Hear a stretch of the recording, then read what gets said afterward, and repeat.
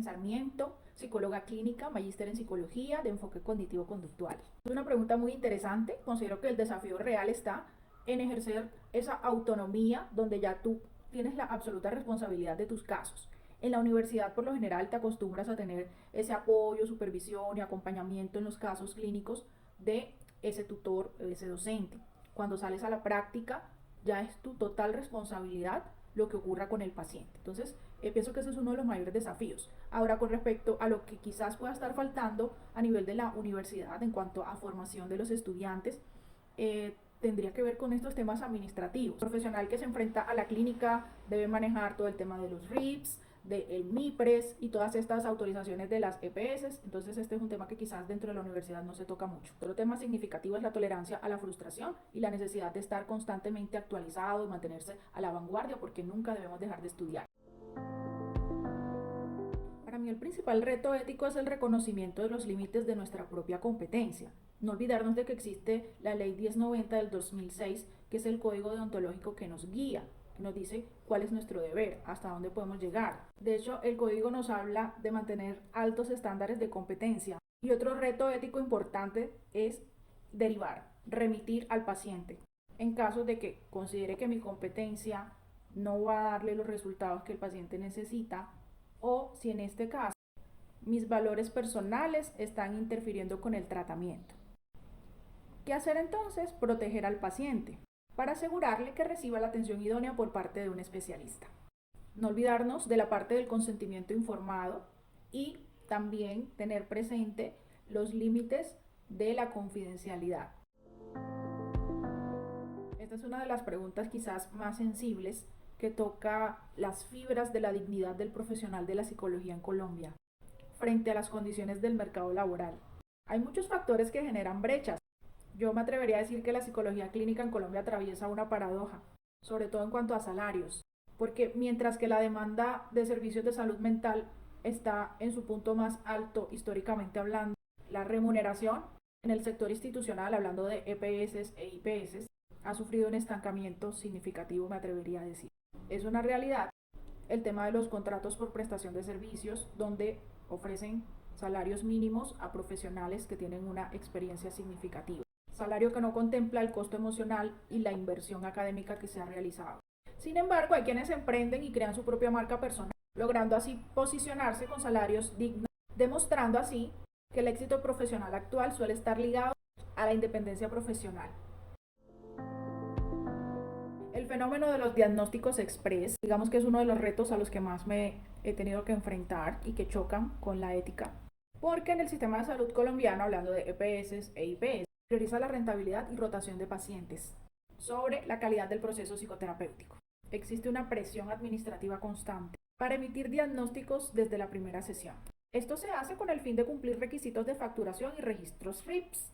Sin embargo, sabemos como profesionales de la psicología y sobre todo los que estamos especializados en el área clínica, que éticamente un diagnóstico clínico responsable requiere tiempo de observación, evaluación, aplicación de pruebas, análisis diferencial. Forzar un diagnóstico prematuro puede llevar a etiquetas erróneas que afecten legalmente y de manera negativa tanto a nosotros como al paciente. También nos limitamos a sesiones de 15 o 20 minutos, lo cual sabemos que éticamente choca con la necesidad de crear un encuadre terapéutico sólido. Independiente de las exigencias que tengan las IPS o EPS donde estemos trabajando como clínicos, no olvidemos que la prioridad debe ser nuestro criterio clínico sobre las metas administrativas. Esta es una pregunta muy interesante, dado que trabajar constantemente con el sufrimiento de otros genera un desgaste, sobre todo cuando ya no estamos supervisados por un docente, cuando ya estamos en la realidad, ante casos clínicos reales. ¿Cómo se afronta este desgaste? Es importante tener un proceso psicoterapéutico propio, todos los que vamos a ejercer en el área clínica. Nunca dejar de tener esos espacios de supervisión, no perder el contacto con colegas, con los académicos, mantenerse actualizados.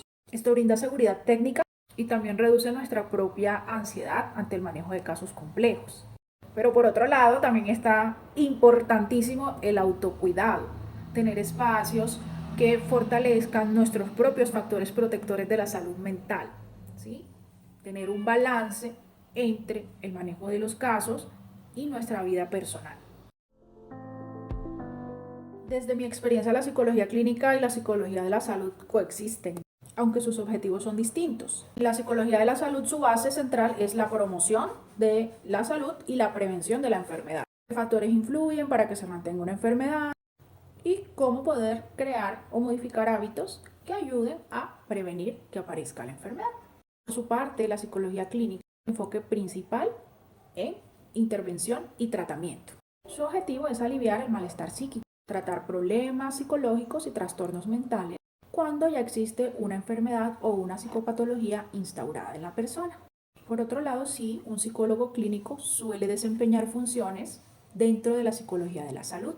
En el marco legal colombiano, la Ley 1090 del 2006 reconoce al psicólogo como un profesional de la salud. Por eso es importante registrarnos ante la Secretaría de Salud de nuestro departamento para ser reconocidos dentro del RETUS como el registro de talento humano en salud. Bueno, desde mi perspectiva, más que eclecticismo desordenado, hoy hablamos ya de psicoterapia integrativa basada en la evidencia. Esto no significa solamente conocer muchas técnicas, sino entender el por qué se usan y el cuándo de su aplicación, pero desde una base científica sólida. Todos los psicólogos debemos manejar una base epistemológica de todos los modelos o enfoques que trabajemos, pues no se pueden mezclar técnicas que tengan visiones del mundo diferentes sin una coherencia teórica. Sabemos que la técnica por sí sola es inerte, no sirve.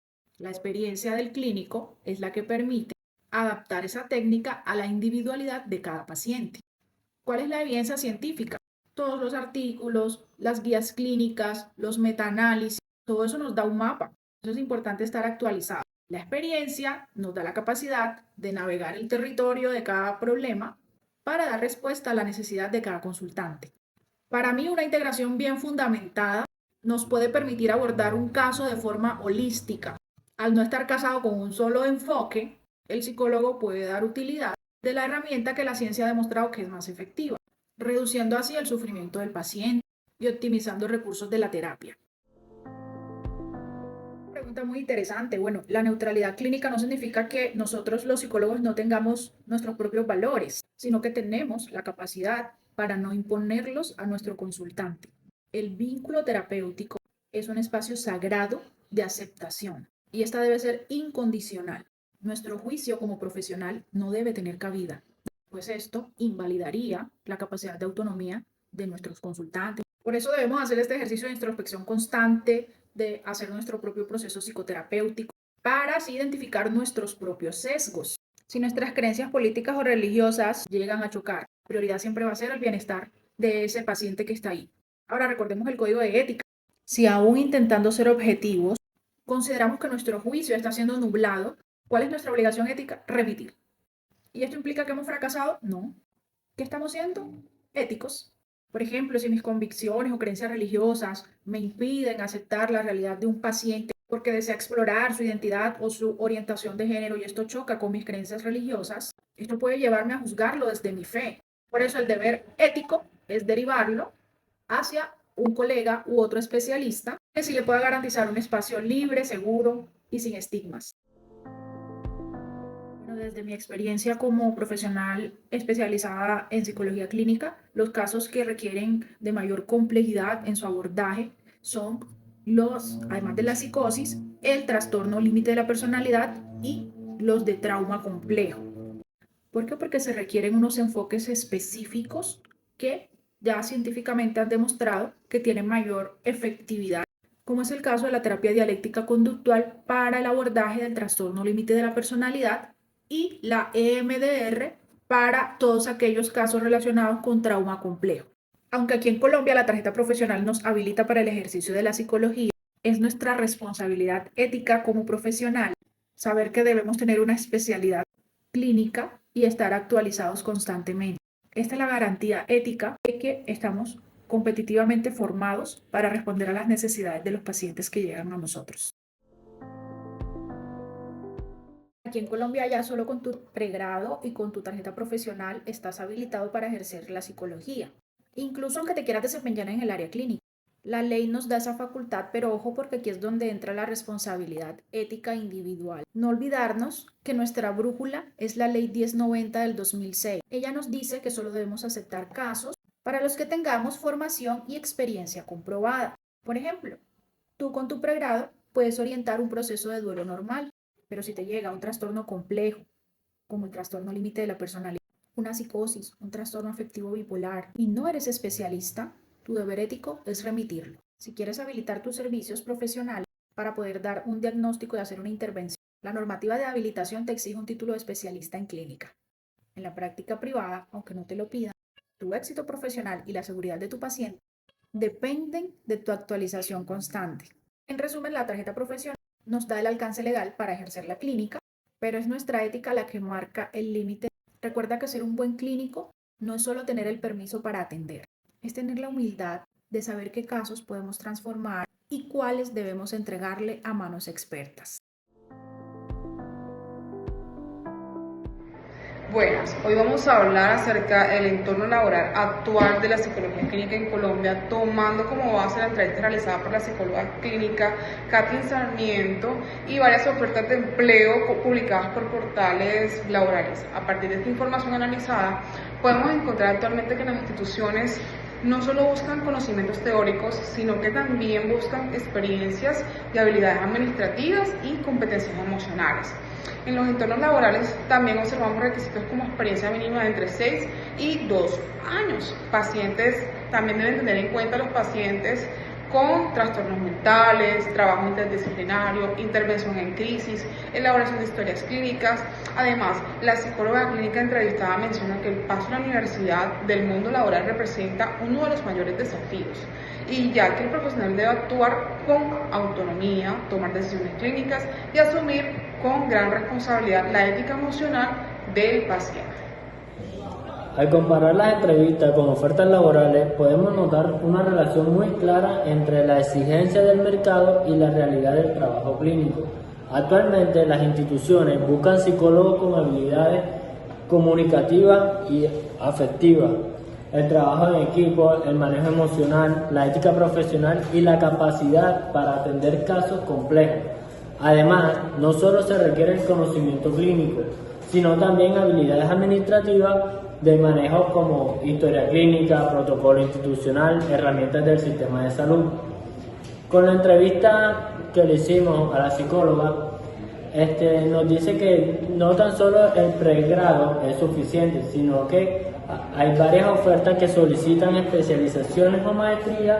Además, esa actualización constante y la capacidad para trabajar de manera autónoma. Uno de los temas más importantes que mencionó la psicóloga durante su entrevista fue la ética profesional en la práctica clínica. Ella explica que es muy importante reconocer hasta dónde llegan las propias capacidades de nosotros como profesionales y saber cuándo es necesario remitir a un paciente con otro especialista para brindarle una mejor atención.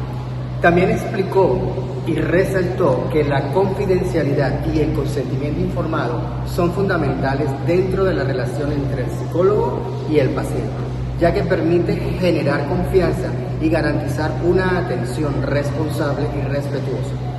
Además, habló sobre una situación que ocurre en algunas instituciones donde la presión administrativa puede hacer de ciertos diagnósticos se realicen de una manera apresurada. Sin embargo, comentó que un buen diagnóstico necesita tiempo, análisis y una evaluación adecuada para comprender realmente la situación del paciente.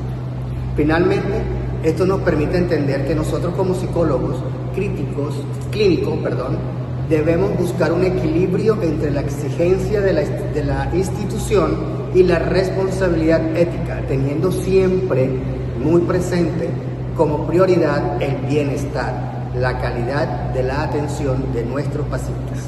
Otro tema importante que mencionó la psicóloga fue la carga emocional que implica trabajar constantemente con el sufrimiento y las diferentes problemáticas de los pacientes. Ella explicó que atender casos complejos puede generar un gran desgaste emocional, especialmente cuando no se cuenta con supervisión profesional o con espacios de apoyo adecuados.